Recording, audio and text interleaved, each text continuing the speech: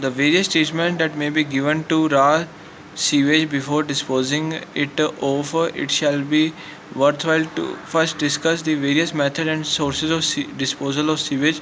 The study of sources of disposal is important because the amount of treatment required to be given to the sewage depends on very much upon the source of disposal, its quality and capacity to tolerate the impurities present in the sewage effluents without itself getting potentially polluted or becoming less useful.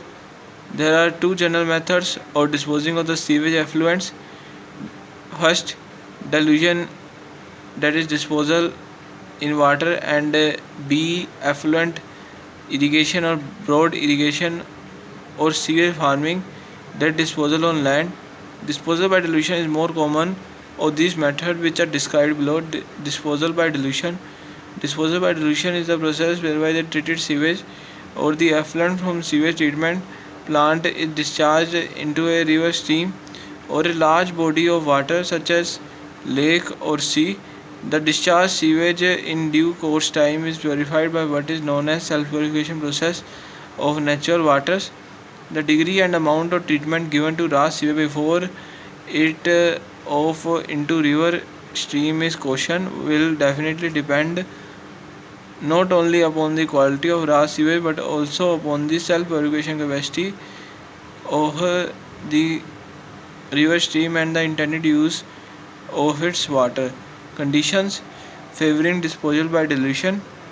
The dilution method for disposal of the sewage can can favorably be adopted under the following conditions: when the sewage is comparatively fresh, 4 to 5 hour old, and free from floating and settleable solids, or are easily removed by the primary treatment; when the diluting water, that is the source of disposal, has a high oxygen dissolved DO content, where diluting waters are not used for the purpose of navigation or water supply for at least some reasonable distance on downstream from the point of sewage disposal, where the flow currents or diluting waters are favorable, causing no deposits, nonsense, or destruction of aquatic life. It means that swift forward currents are helpful as they easily carry away sewage to the points of unlimited dilution. On the other hand, slow back currents tends to cause sedimentation, causing in large sludge deposits. Fifth, when the outfall sewer of the city or the treatment plant is situated near some natural waters having large volumes. Dilution in rivers and self-purification of natural streams.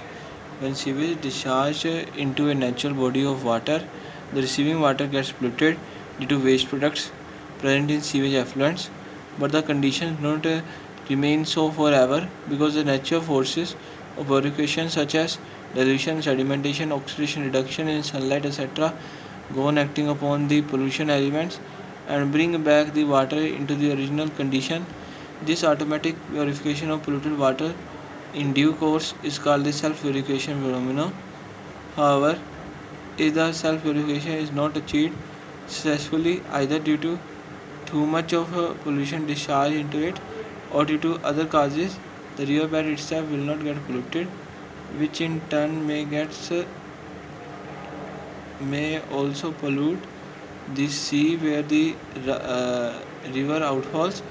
The various natural factors of purification which help in effective self-purification process are summarized below.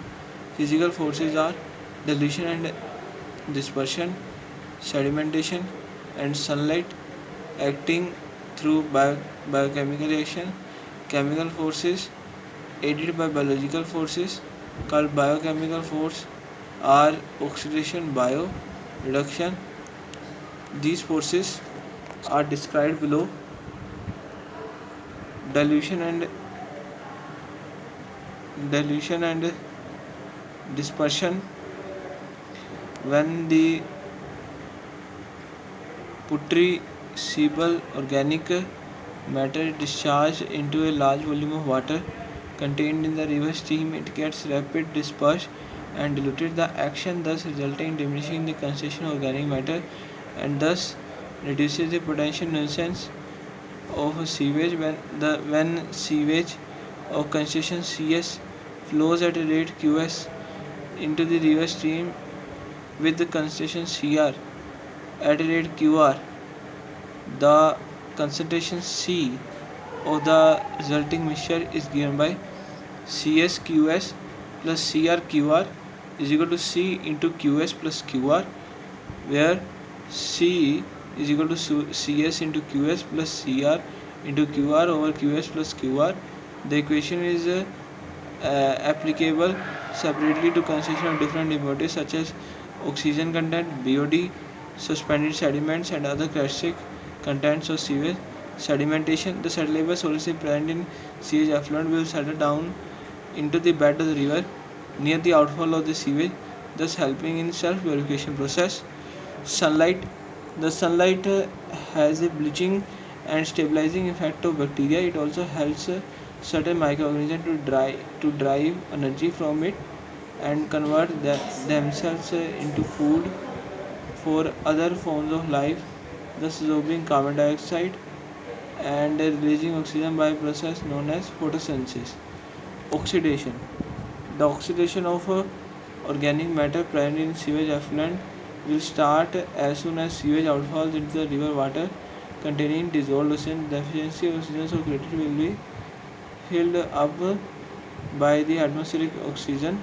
Reduction: reduction occurs due to hydrolysis of organic matter settled at the bottom either chemically or biologically. The various factors on which these natural forces of purification depend are temperature, turbulence, hydrography such as velocity and surface expanse of river stream, availability dissolved oxygen, and the amount and types of organic matter present, rate of respiration.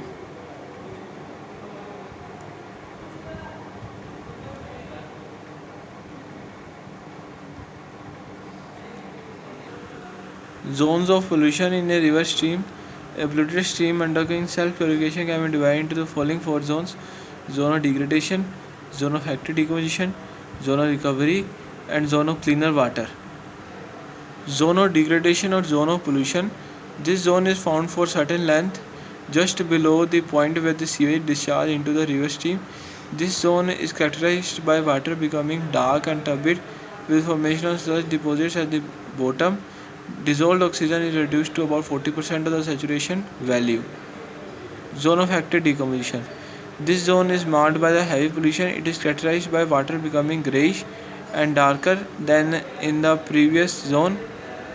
Dissolved oxygen concentration falls down to zero, and anaerobic conditions may set in with evolution of gases like methane, carbon dioxide, hydrogen sulfide, etc., bubbling to the surface with the mass of sludge forming an ugly scum layer at the surface. Zone of recovery. In this zone, the river stream tries to recover from its degraded condition to its former appearance. The water becomes cleaner and so the algae reappears while fungi decreases, BOD falls down, and dissolved oxygen content rises above 40% of the saturation value. Protozoa, ratifers, crustaceans, and large plants like sponges, bryozoans, etc. also reappear.